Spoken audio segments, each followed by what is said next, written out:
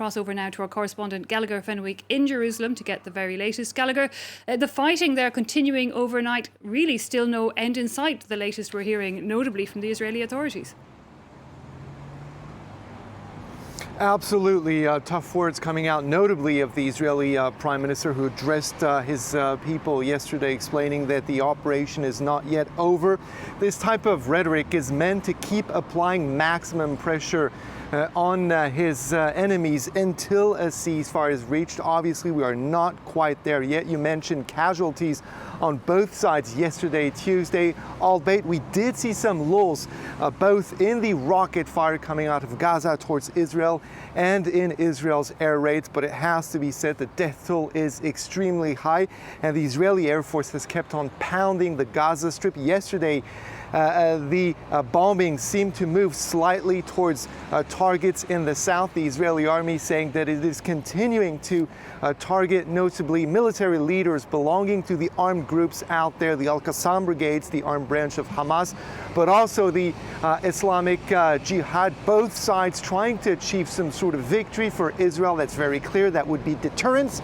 So an end to the rocket fire, and obviously they're not there at all yet, which is why the Israeli Prime Minister keeps saying that this operation, this military operation, is not over yet. And on the Palestinian side, on the Gazan side, victory would probably certainly not be military victory because of the sharp contrast between capacities on both sides, but it would come in the form of concessions being made by the Israeli side.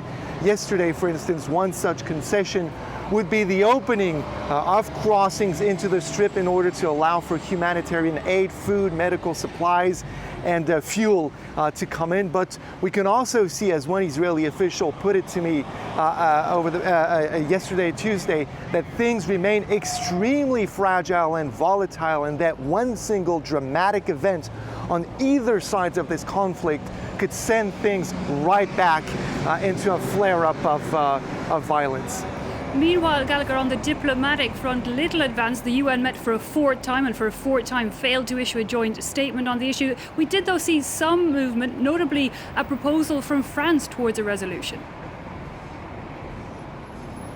Absolutely, and at this point we can really genuinely talk about a massive international effort in order yet again to apply maximum pressure on both sides. And we're seeing certain countries that have always been present on this issue emerge as, influential voices. Egypt being very much at the forefront of these efforts, trying to mediate things between Israel and the groups operating in Gaza, for instance, suggesting that something of a sort of ceasefire come into play this Thursday as of 6 p.m. local time. That's a date and a time that we're reading at this point in several different outlets, both on the Israeli side and on the Palestinian side. France as well, very much active in the UN Security Council, trying to put forward a text, a resolution that several different parties, including the Americans, could agree on. But again, these efforts are ongoing, and here again, it's very difficult to achieve some sort of success at this point.